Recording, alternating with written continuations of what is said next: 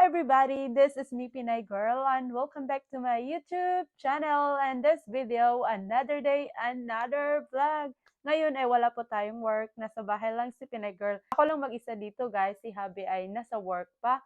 So nag-iisip ako kung ano ang i-content ko. Ngayon ay naisipan kong ipaprank yung husband ko. Yan po talaga ang una ko naisip. Dahil first time ko talaga itong gagawin sa kanya. Kaya titingnan natin kung ano ang magiging reaction niya kapag sabihin ko to sa kanya na may fiesta sa amin ay kailangan ko ng 20,000 pesos. Yun nga ang ating ipaprank kay Habi kapag uuwi na siya. No? Isasabi ko ang aking saloobin, magdrama-dramahan tayo para maniwala siya. May fiesta sa amin, yung pamilya ko nangangailangan talaga ng pera, kailangan padalhan mo. Ano kaya ang magiging reaction niya? To be honest guys, itong husband ko ay sobrang seryoso talaga sa mga ganito at madali lang talaga yan mapikon dahil ayaw niya talaga ng mga drama-drama sa buhay. So yun po talaga dahil alam ko po talaga kung sino siya. So ngayon ay iniisip ko talaga kung gagawin ko nga ba ito dahil alam ko na siguro ang kanyang magiging reaction at sasabihin na, oh bakit ganito, bakit biglaan? Yung husband ko ay mabait talaga yan at responsable. Marami din kasi ang nagsasabi na bakit daw yung mukha ng husband ko sobrang seryoso. Parang sinasabi nila siguro masama ang ugali at stricto. Hindi naman, kung makilala niyo talaga siya ay mabait talaga yan at sobrang jamming din. Iniisip ko ngayon kung ano kaya ang kanyang magiging reaction or magagalit kaya siya sa akin. Kaya hindi na natin ito pahabain pa dahil napipil ko pa parating na yung husband ko. Baka maabutan tayo. Nandito na si Happy, nandito.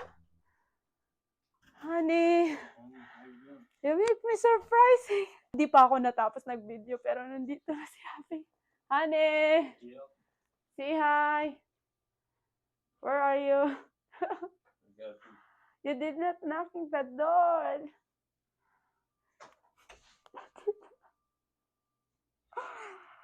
Oh my God.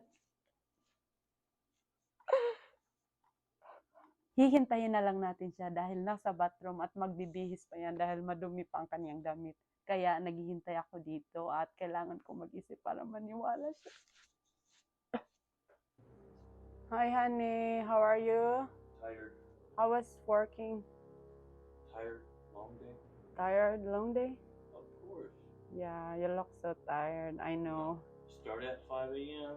Get off 3. Oh, I see.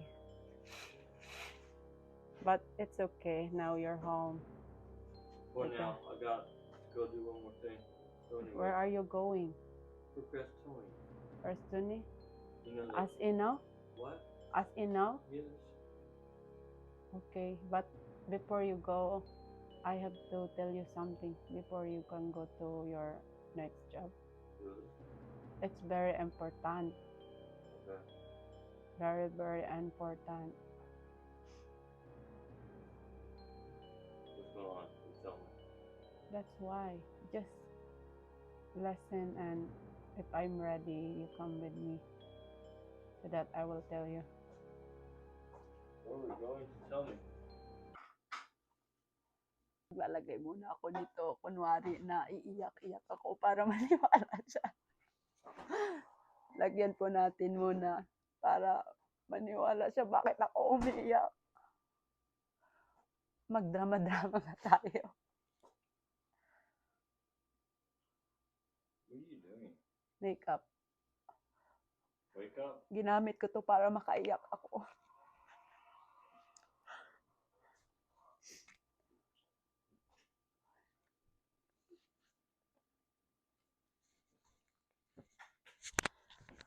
Okay guys, tatawagin na natin si Habi. Honey, What? come here. Okay, real quick. Make it quick. Come here. Sit down. What's wrong with you? No. I have to tell you something. Right. I'm No. waiting. I have to tell you something. It's very, very important. Okay.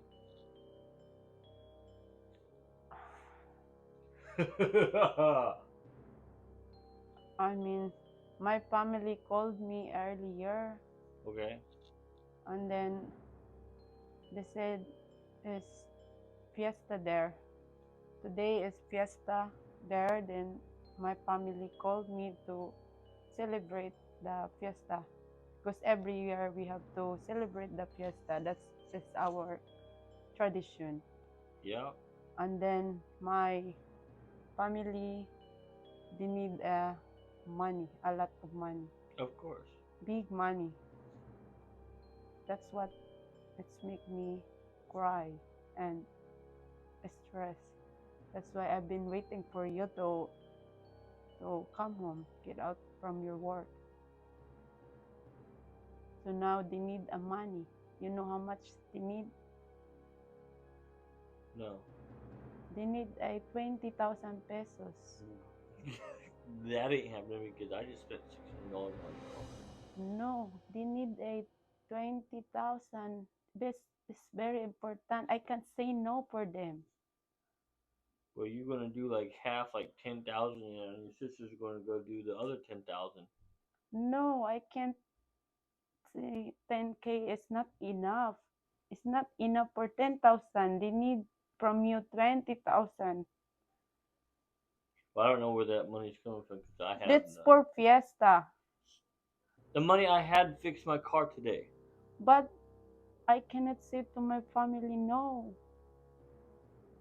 10,000 is not enough. No, you can send them, say, hey, this is what we can send. There's no if, ands, or buts. But you have to understand me. If you love me, you're gonna say yes. Say yes to something I don't have. So you don't love me. Love is about money now? No, it's No. not. I don't wanna give 20,000 for my family, so you don't love me. That's not what it's about. So, I am not by love. That's not why I married you. That's not why I fell in love. Dito na part ay gusto ko nang sabihin kay Habi na is a prank dahil natatakot na ako sa kanyang reaction dahil pinupush ko talaga siya na magbigay. I better be going to a club with some strippers or something. It's a prank.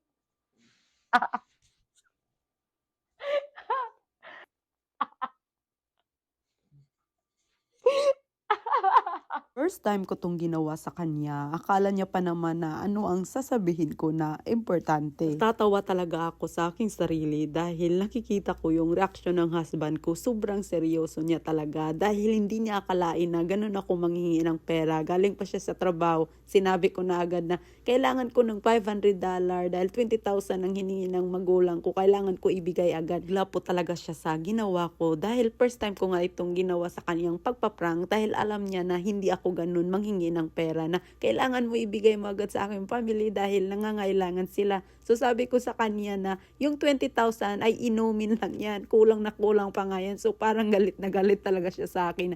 Bakit ganito ako manghingi ng pera sa kanya? Sabi niya na walang rason para magbigay siya ng 20K para ipainom lang. Okay lang daw sana kung emergency ay maiintindihan niya. Sabi ko sa kanya na dapat magbigay ka talaga. Kaya yun, naiirita talaga siya sa akin. No? Sabi niya na akala ko ba magtitipid tayo ng pera at mag-iipon at ang dali-dali lang sa'yo ibigay ang $500 para sa inumin. Ayaw talaga ng husband ko na mapunta yung pera sa hindi importante dahil ayaw niya talaga na nagsasayang ng pera sa inumin lang. Kaya nabigla talaga siya sa sinasabi ko. Checkmate. Okay? Where's my kiss? Give me a kiss. 20,000. Okay, I love you. I need 20,000. 20,000.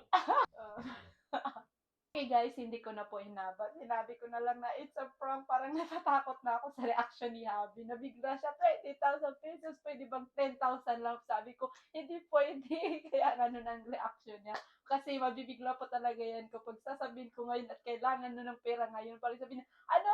Kaya sabi niya, maiintindihan naman niya daw kung nagbakasyon kami at may inuman naman daw talaga kapag may uuwi. So yun po talaga ang sinasabi niya. kung magpapadala lang daw ng $500, parang hindi po yun talaga sa kanya okay. Na sinasabi talaga ni hubby sa akin, kapag hindi importante ay hindi naman talaga kailangan magbigay in case na lang daw kung may emergency. So kailangan talaga kung magbigay tayo sa importanteng bagay. Tama naman talaga siya dahil ang pera hindi natin basta nakikita, kailangan natin pagtrabahuan at pagpaguran. So hindi po talaga yan gugustuhin ng husband ko, guys. Hanggang dito na lang muna tayo, and I think that's all for today, and thank you for watching me. This is me, Pinay Girl.